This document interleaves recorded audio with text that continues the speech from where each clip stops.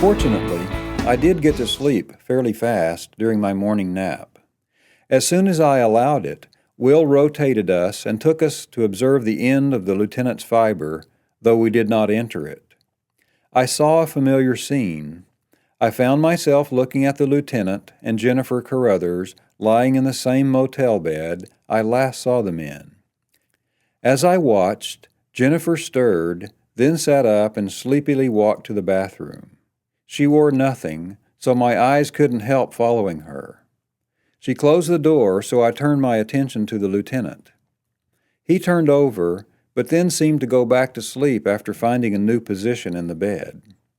As I observed, he was beginning a dream. I saw that he was dreaming a scrap of partial memory and partial imagination about Tom Stillwalks Long. His dream made little sense to him, but it gave me an idea.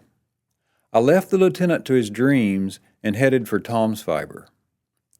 Inside Tom's shack, Tom lay on his bed, apparently sleeping soundly. As I looked around, I noticed that the place looked a lot cleaner and better organized than the last time I saw it.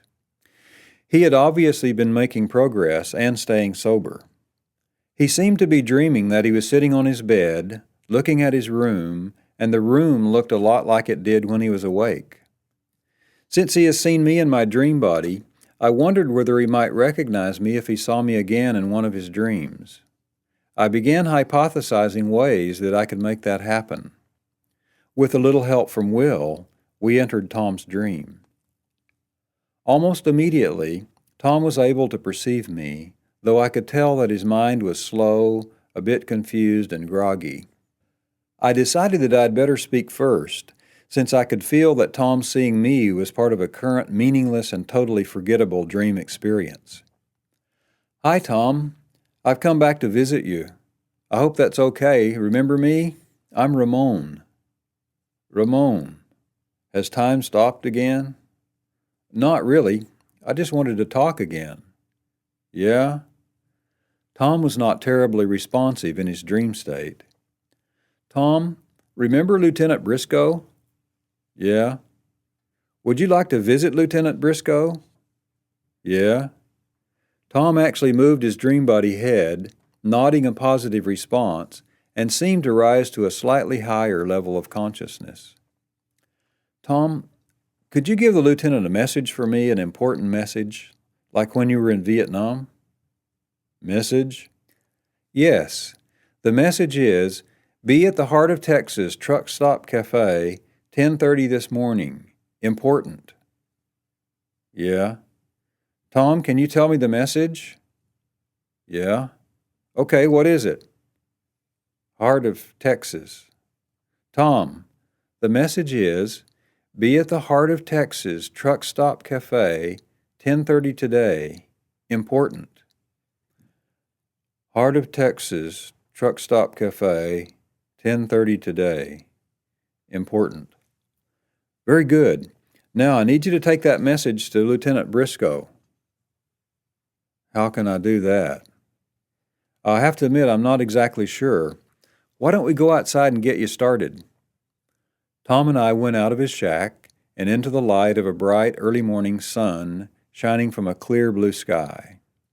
I was racking my brain, trying to think how Tom could get to Austin, when I spotted an old mare in the field on the property next to the one where Tom's shack sits. I got an idea. "Tom, could you ride that horse to find the lieutenant?" "I guess so. Where is he?" Austin, at the Southwestern Motel." "In Texas, you mean?" "Yeah, but since you're dreaming, it should be possible." Tom was still rather slow and groggy acting, and didn't seem to question my assertion. He went over to the horse's dream body and got on. "Does a horse know how to get to Austin?" Tom asked, once he was seated on its back. He seemed to be waking up even further, the strangeness of this situation stirring something long dormant within Tom. "Not any better than you do, unfortunately.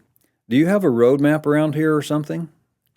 I was beginning to see that this would be a bigger task than I first thought. I'm spoiled by being able to travel anywhere in space or time instantaneously. Tom, not having visited the peak of intersection, has not had the opportunity to learn to use his will to transport and direct him. No, I don't have a map, but I guess I could figure it out. Are there road signs in the dream world?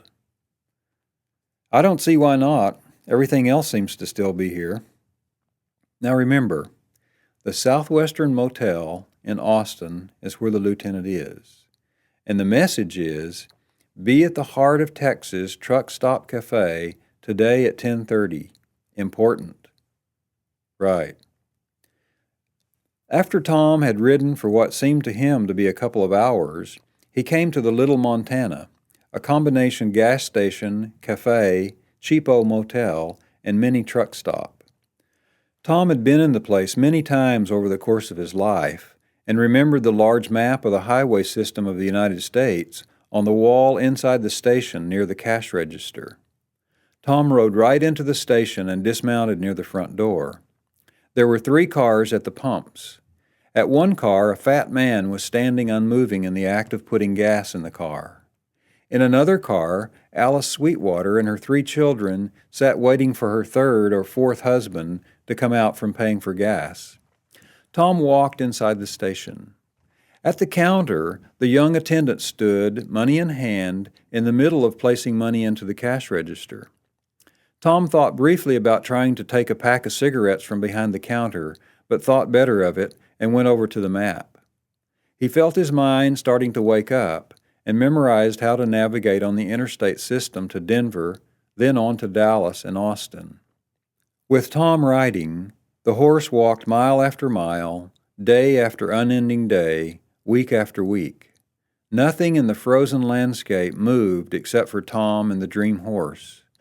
Slowly they progressed south, beneath unmoving clouds and a sun that hung low in the eastern sky. They walked along interstate highways where all the cars and trucks sat immobile, their passengers unmoving in Tom's stopped world. Birds hung motionless in the sky. Sometimes they passed beneath clouds, dropping rain toward the ground, but the raindrops hung suspended in the air. At times, even though he didn't feel tired, Tom got off the horse for a few minutes. Twice he tried to get the horse to drink from a stream they crossed, but the horse showed no interest. When Tom himself tried to drink some of the water, he found it tasteless and unsatisfying. Neither Tom nor the horse ever felt hungry. Ever so slowly, Tom and the dream horse made their way from Browning, Montana, to Austin, Texas. At times, Tom repeated the message for the lieutenant as he rode, so that he wouldn't forget it. Sometimes he chanted quietly, singing bits of songs from a pipe bundle opening ceremony he once had known very well. As he rode, more songs, chants, and prayers surfaced in his mind, the mental machinery rusted by years of neglect and abuse finally beginning to work again, thanks to the oil of this strange adventure. In his dream, Tom was strong, healthy, and unafraid.